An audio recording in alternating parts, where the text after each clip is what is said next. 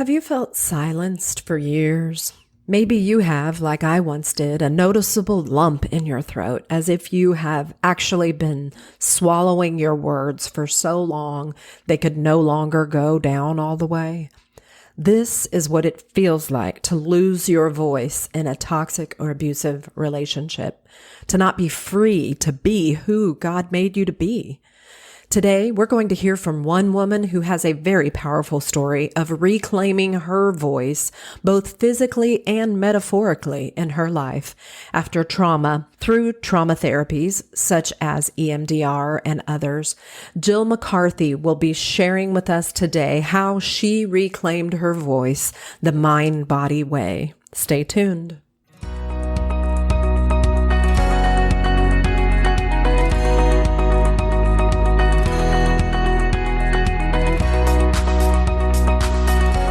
Welcome to the Starting Over Stronger show, where you'll find help and hope for your divorce survival and recovery.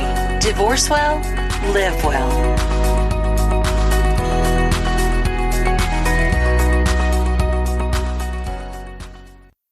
Welcome back to the Starting Over Stronger show. We are going to hear today another incredible story of healing and recovery. Welcome to the show, Jill McCarthy. Thank you. Glad to be here. Yeah. Well, before we get into your story, tell us just a little bit about yourself. Okay. I'm a retired teacher. I worked for over 25 years in the elementary school. I'm a mom to 4 grown sons that have given me 6 grandchildren and been married for 43 years. And since I've retired, I've spent my time working with women online. I have a passion for working with women. I grew up with all brothers and I had all sons. So I love to be around those. Yeah, that would be. Yeah, I can see why you would feel that way. You and I have talked a few weeks back, and you definitely have a powerful story about reclaiming your voice. And of course, I'll say up front, your story does not involve divorce. You just said you've been married 43 years, and that's wonderful.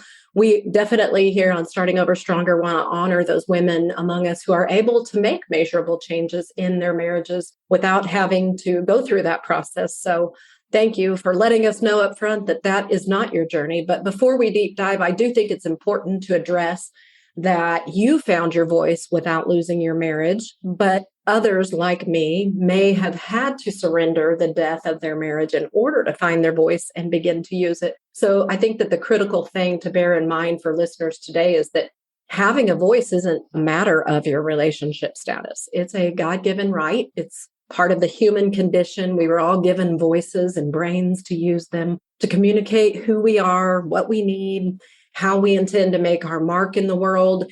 And anything that stifles our voice is something that can be overcome. And I think that's the message that you have for us today, for sure. So no matter, listener, whether you're in a happy marriage, a struggling marriage, you've been served divorce papers, or you've filed for divorce yourself, just put all that aside and listen today to the heart of Jill's message, which is not really about anybody else. It's about you. And it's about reclaiming the voice that you were given, your place in this world. So focus there as we talk today. So Jill, let's just spend some time hearing your story. I think it makes the most sense to just start with your before, and then we'll get to the during and the after. But tell us what life was like for you when you look back on that now, when you had no voice. My story begins as early as kindergarten and coming home from school. The last day of school in kindergarten, I couldn't read, but I could sound out letters. And the teacher branded my report card as shy. Well, shy usually means afraid. Mm-hmm. And some people aren't really afraid. Some of them are just quiet-natured people who like to look around. And really, as I've grown up and done the treatment and looked back, I think that was more of who I was right from the start. Very detailed, very visual, very tactile. And I wanted to just see what it was like before I started sharing anything. And time goes on, hop, skip through 4 years being in the shell, trying to come out of the shell and record with other people. And even being in college, I was among people that I felt comfortable with, but I still like to look it over, and then I might give my opinion at the very last statement, and it might be even real wisdom. Mm-hmm. But I just like to be quiet and look it over. And then life goes on, and you get more grown-up problems at work and marriage, and kids come along and all of that. And what I noticed is I had a habit of putting any nervous tension in my muscles and in my nerves. I would be so intent on trying to do a good job in school. By the first Friday night of school, I would have laryngitis because my nerves were so tight. You're using your voice a lot. Mm-hmm. And, if you get upset or excited or scared, it gets even more so. And then life goes on. And so for many, many years, I struggled with laryngitis. I kind of teased it. I used to keep a Red Hall's cough drop in my mouth, and it ruined my back teeth because I had to keep my throat moist all the time. And, you go on and go into marriage. Every marriage has somebody on either side of the scale. One might be loud, one might be quiet, and it happens. It's nobody's trying to get anybody. It's just the way it happens. I was a quieter one. He raced cars. I collected turtles. What do you want? I mean, you get it on. And That's I awesome. say that to say, what's the other side? And I think I grew up in a very traditional patriarchy type of a situation. I just had come from a Christian college, and I was all excited about, things I'd learned there. So I wanted to be the wonderful wife that did everything you were supposed to do. Well, that works for a little while, but then after a while, if you keep going along and it really wasn't what you wanted to do, then you start building up resentment, and you build up a lot of bitterness. And if you're a quiet person who doesn't like confrontation, you kind of stuff that down in. I had a favorite place to stuffing that into my arm, which worked up also to my throat and my jaw. And the brain got kind of mixed up in the middle. So a lot stuck in for a long time. And the longer you leave it stuck in, the harder it is to get it out. So I kind of, as I was preparing a little for today, I got thinking about how any relationship, when you first start out, you have to work through what do you do at Christmas time. You can't all meet at the same exact time with both sides of a family. So you have to learn one's the night before, one's the day of, the week before, the week after, whatever. You kind of have to see through a lot of things. And some of those you resolve quickly, and some stay kind of hidden underneath for a long time. And I think that's kind of what communications is about.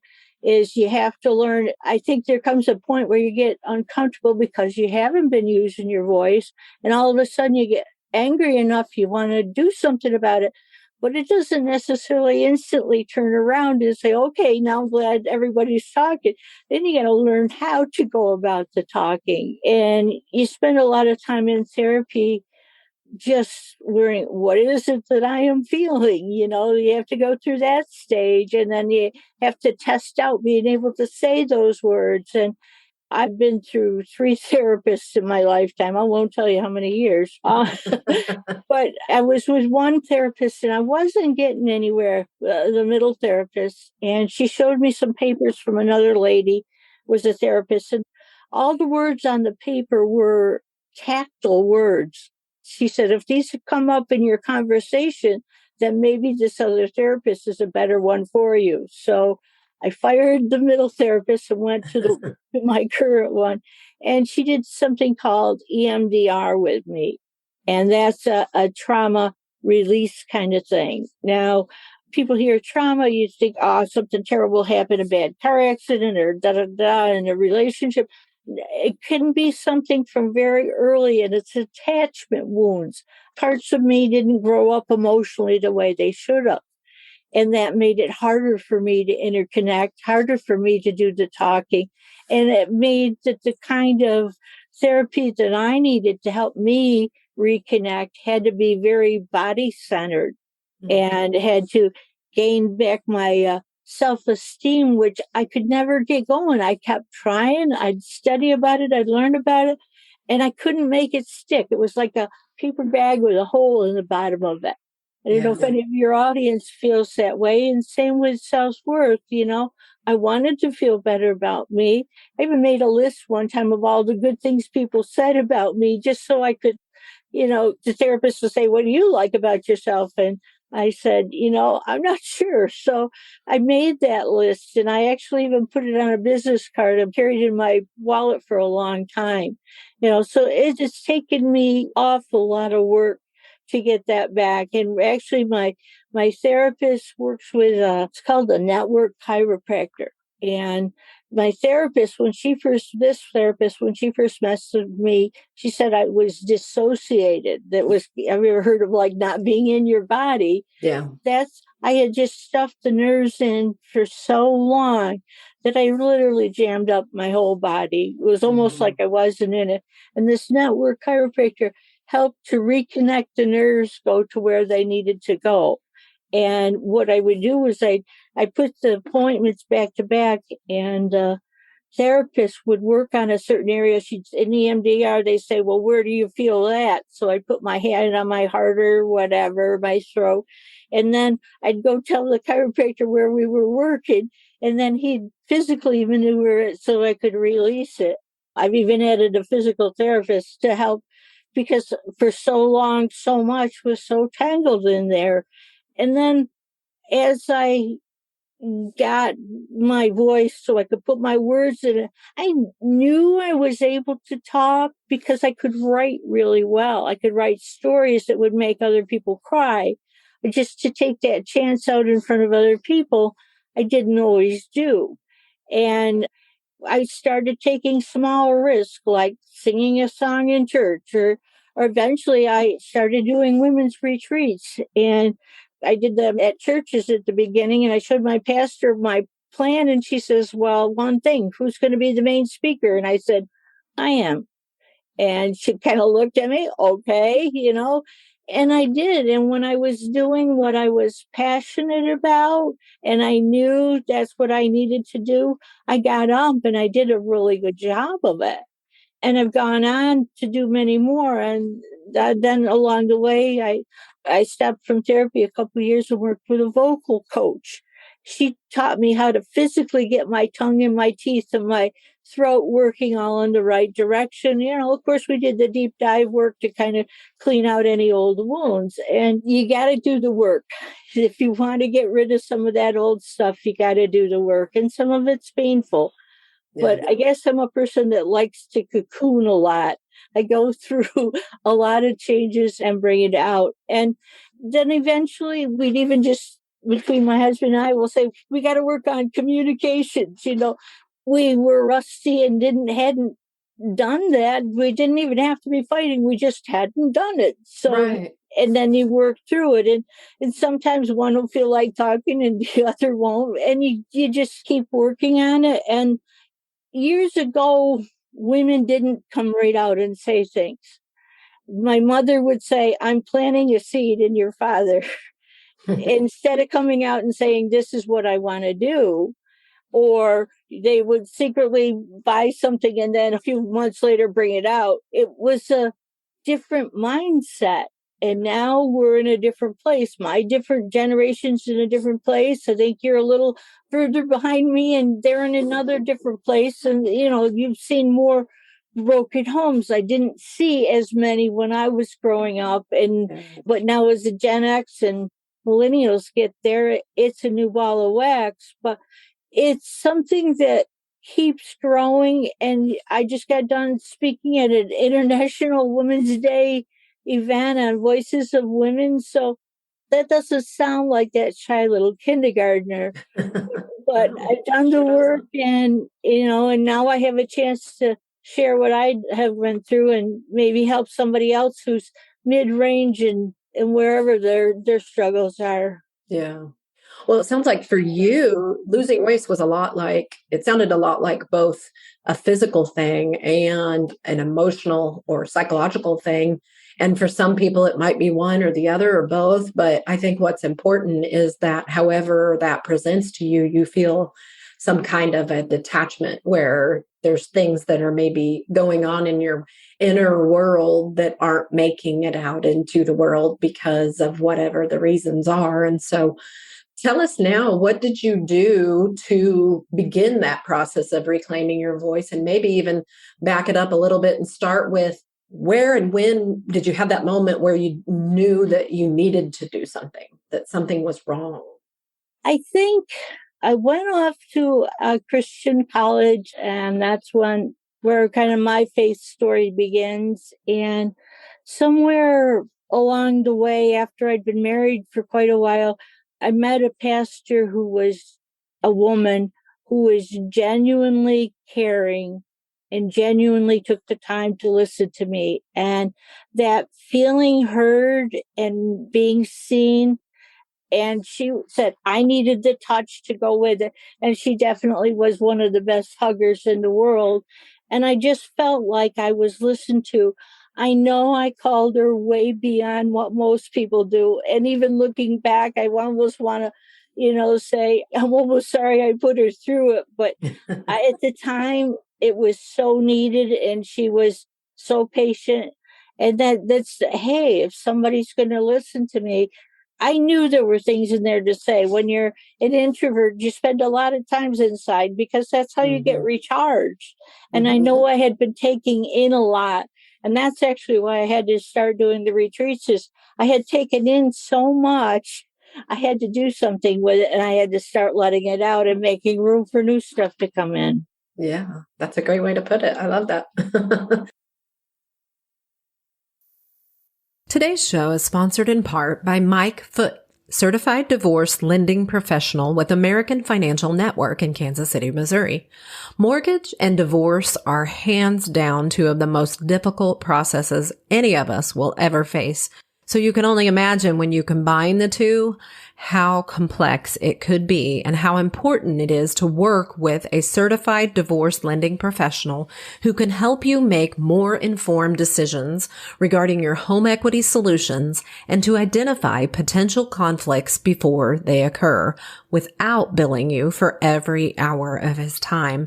Mike is not a stuffy banker or a pricey attorney. He is your friendly voice and helping hand. And best of all, he actually answers his phone and cares about what you need every step of the way. Call Mike today at 816-456-2678 and visit divorceloanhelp.com to learn more. So then when you decided that you needed to do something to reclaim your voice, you may not have put it in those terms. How did you begin that journey to healing? Like I said, I just started taking very small steps at a time. When I got safe enough talking with her one-on-one, then I said, okay, I play the piano. Can I have a day to do that at church? And it's really funny because the songs I have aren't really churchy, but when I can play really well, could I play that? And she says, yeah, you can do it. And she arranged it. And I picked The Impossible Dream. Isn't that appropriate? And I got up to play it, and my fingers started on the wrong keys. And you ever do that on your keyboard trying to type, it comes up really funky. So that's true. I was going to say I don't play a keyboard, but yes, on the computer, you're right. It would be. Yeah. And so I started, and it was awful, and I couldn't believe it. And somehow I tied it into the children's message that had been on just a minute ago. And I says, I'm going to start over again. And, it was only a few bars into the song, but I started over again, and then I did it fine. And when we got home, my oldest son, who is our quietest, he says, Mom, I know you know how to play that music. I said, yeah, I did. But even then, not only did I have the gumption to ask it and the gumption to do it, when it went wrong, I did it again. I didn't give up. I mean, I could have gone crying out, but I didn't. Yeah, I had that inner strength had finally started to grow. And then I keep looking for bigger and bigger opportunities. And, I started out with a Facebook Live on somebody else's Facebook group. And, they said, sell your name, who you're from, and something you like 5 minutes and you're off. And so I did it and I kept doing it. And eventually I got a little more. And each person I've been with therapy wise or coach wise has showed me something a little more and taken me a little further. And it gives me a lot of experiences to share with people if I'm coaching or if I'm teaching at a retreat, or, you have a lot of different things you can relate to. And this whole idea of reclaiming your voice, I mean, in some aspects you think like, how many people does this affect? But then like immediately, like as you're describing this, I'm thinking of a Zoom that I was a part of last week, and there were probably something like 90 women that were a part of this. And I would estimate, but I wasn't the admin on it, so I couldn't see the numbers, but there was a significant number of people, maybe 5 or 10, maybe even 20 people who, when asked to go into breakout rooms and talk with other women and share their name and, answer this question or that, just something really minor, there were a pretty good number of people that just completely dropped off the call. So I would say that more of us deal with this than maybe we want to admit. Like, what is it that would make you lose out on the opportunity to hear an amazing speaker because you were asked to take 5 minutes and interact with people? Obviously Zoom is a little bit different of experience than, like, say, being in person. Say you're at a luncheon with a bunch of women and you're sitting at a table and the speaker at the front says, okay, now for the next 5 minutes, introduce yourselves to the people at your table. You wouldn't run out of the room. But that's what happens on Zoom. That is what happens. I can remember when I started with the vocal coach, she had me, if I did a live, I had to record it. If I had a homework, I had to record it. I had to send it back to her. And even I had to record our session so I could listen back and you could get more reinforcement. And I know the first few times I listened back, you're listening to your voice and you say, oh, I don't like this, or why didn't I say that? I can even remember when we were first married, my husband has a business, and I would answer the phone and the people on the other end would always say, is your father there? And I says, no, but my husband is. So I had a squeaky little kid's voice, and it was from those muscles tightened. And, but as I done the work, I was listening the other day to my podcast that I was doing in the car. I says, hey, your voice doesn't sound so bad on there. So, but I had to get used to it. The more you do it, the easier it comes, the smoother it gets, and sometimes if you stumble a little, you stumble a little. When you listen to other people's Zoom calls, they have stumbles in them, and you keep going on, and it doesn't have to be perfect. And the more you do it, then you can start putting the fancier stuff or the exciting and the expression into it. Yeah. But that comes with time. So, and I think that's where it really just comes down to confidence, because whatever the platform is, when you're asked to share your voice, I think a lot of people, a lot of women especially, they shrink back from that. And I think that's what's missing in the world, is there's just not enough female voices out there sharing the wisdom and the caring and the love that they have in this world. And there's just not enough of it. One thing that I've studied as I've worked with women groups, I had one women's group that was called Rock by the Stream. Now you say that's a crazy name,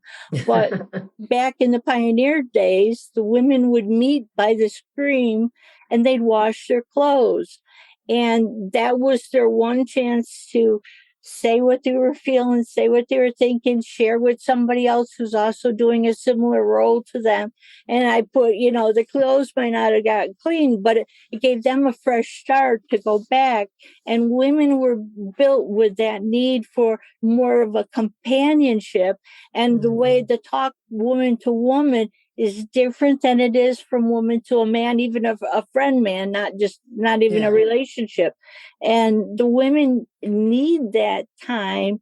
And it's been traditional or generational so long that we were expected to be the quiet one. I can remember we used to go out on 2 or 3 couples together, as the guys sat at the table and they had a conversation. And unless the girls were near each other, they just sat there all night. And that was an old pattern. But now that sounds, why? Why would you do that? But, now you also say, I want to sit next to her so we can talk too. Yeah. But it's a pattern that's being changed and erased. And each one of our families are kind of at different points in the generational scale, how far we are down the line. And now we're learning it. And better yet than that, we're teaching our young girls that. The Voices of Women I was on, we had 20 young girls from 10 to age 20 on it. How wonderful to put them on an international speaking stage. Yeah. And now we're teaching them how to know their feelings and that it's okay to speak up about it and that they're of a value and worth as well. Yeah, that's true. And speaking of generations, you mentioned earlier Gen X, and which I am, and millennials, and the younger ones yet to come. I have sensed a shift in the communication styles, and I think a lot of it has to do with the internet, and so much of the millennials and younger, they've just kind of grown up behind screens. And I used to volunteer in the youth group at my church years ago, and I can remember having these in-depth, amazing conversations with the girls in the youth group via like text message or messenger or something. And then seeing them in person at church, and they wouldn't even make eye contact with me. And, I know of people that age that are just like, you tell them, call such and such place and ask them this or make an appointment or do this. And they're like, I can't do that. I'm like, that's kind of sad. I don't know what's led to that, but I just know that we need to be examples to people that are younger than us of how to use our voices. And I think that in a lot of ways we haven't been. And so I'm glad that you found your way both through just experiences of challenging yourself to do experiences differently than you had before, and also the EMDR and other treatment that you got through therapy that allowed you to discover your voice. Can you define a moment when you sensed that you had recovered your voice, or just maybe there was some light bulb moment where you felt like, wow, I'm really handling this different than I used to? I'm a very incremental grower, so I'm not sure about it exactly. But I go through days every month that I'll say, I couldn't do that before, and now I can. Or before I would have stayed real quiet, not said anything about I want to go to this or that to the very last second, say almost nothing, and then run out of the room. And now I can comfortably talk way ahead of time, say what I need to say. I don't need to be sick to my stomach doing, and it's just a normal thing to do. It's just been very slow and steady for me.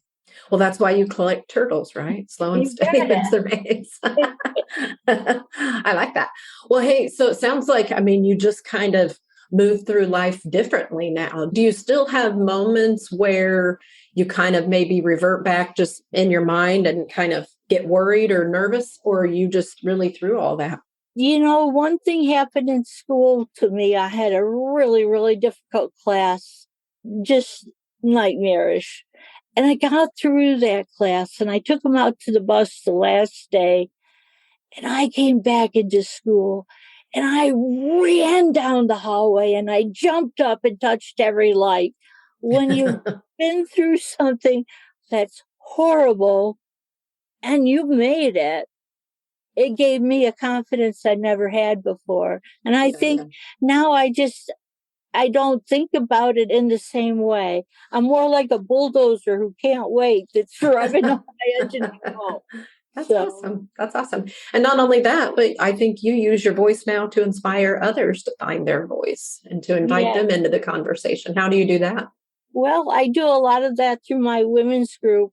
Most groups have like 3 key words that how they run their show. And my 3 words are encouragement, inspiration, and empowerment. And I figure like that encouragement you're going through one of those dark times, like many of your listeners are, sometimes it's a real dark time and you need a long-term investment to build up that courage to keep going. And once you kind of get your feet under, then I want to inspire you to get dreaming those bigger things. And then once you get the dream rolling, I want to give you the power to really go for it. Mm-hmm. That's awesome. I love that. So what do you feel that is different and better now in your life? Your marriage, I'm assuming.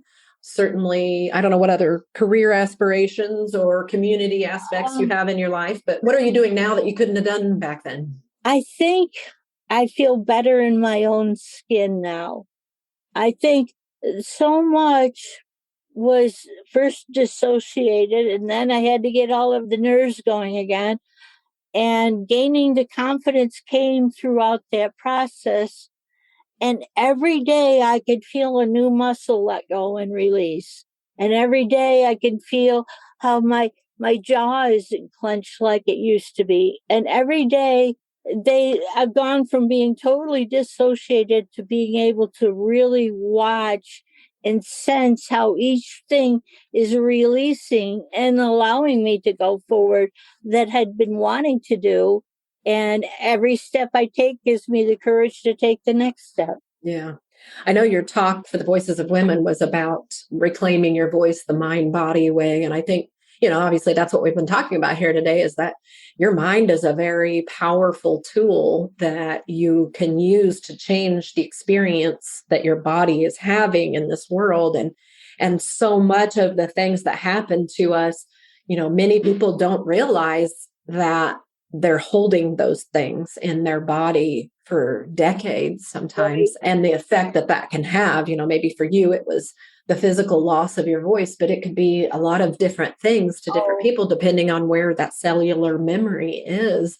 Right. So, this is a very important conversation to have, because everybody listening here today can probably relate to this on some level, whatever that mind-body experience is for them. There's a decision that has to be made at some point, and I hope somebody listening here today would make a decision that they're going to pursue whatever it is to bring them to wholeness and good health. What would you say is the most important decision you ever made on your journey to reclaiming your voice? Sometimes we need wake-up calls, because when you hold those things in, there are a lot of diseases that can happen. For me, I put a lot of that right in my heart center, and I ended up with a non-cancerous tumor just off of my breast, and that involved massive, massive surgery to get rid of it. And fortunately, it has never come back, but I've also done a lot of EMDR work around that area. And so did I cause it? Whoever knows. But there's so much pressure.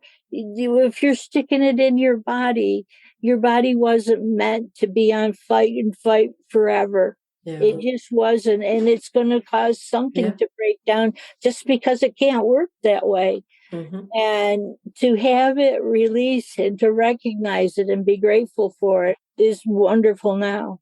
Yeah, absolutely.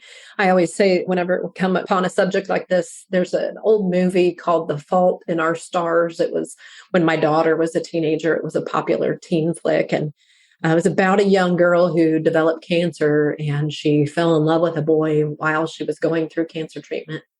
And I believe she eventually died. But one thing that she said in that movie that was it's always stuck with me.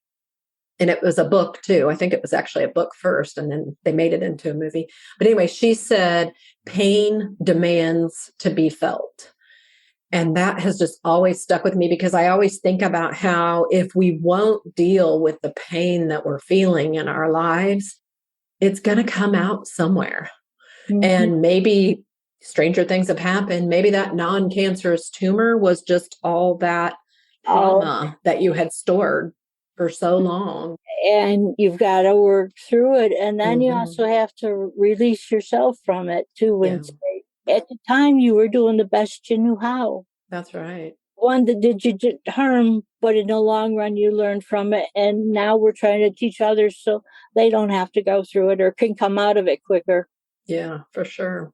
Well, Jill, I'd like now if you would just speak directly to that woman or man even who's listening right now and thinking they could never do what you've done, that their situation is just too difficult, they're too far gone, there's just too many obstacles against them. What I'd like to say to them right now is that I believe in you. I know I've had a lot of people that believed in me over the years, from a first grade teacher to a pastor to a family friend, and they believed in me when I wasn't able to believe. And if you don't have anyone like that in your life, well, you listen to Annie here or you listen to me, and I believe you can do it. I believe if you start with one tiny, tiny little step and just say hi to yourself in the mirror, just like one little toe in the water, and there are people around you that can help you, and there are people that can do it even on very limited money, but mostly it's believing in you and just begin. My story wasn't quick, it wasn't fast, and I'm a very slow healer, so it's very incremental. But I did it. I kept with it, and that's what my therapist says. I was persistent, and I just kept at it, and so can you. That's great advice. I absolutely believe that. And that's really all any of us can do is just take the next best step. You can't think about the whole staircase. You just take that next step and you trust that when you get to the next one, you'll know what to do and how to do that then.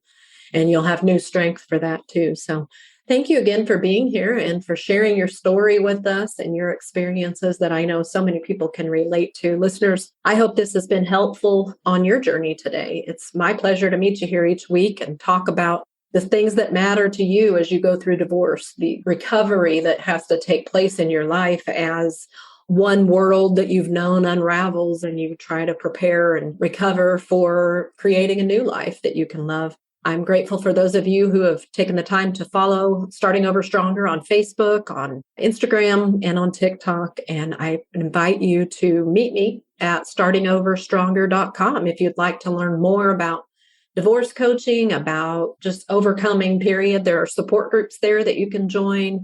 And just please also share this episode with someone you know who could benefit from it.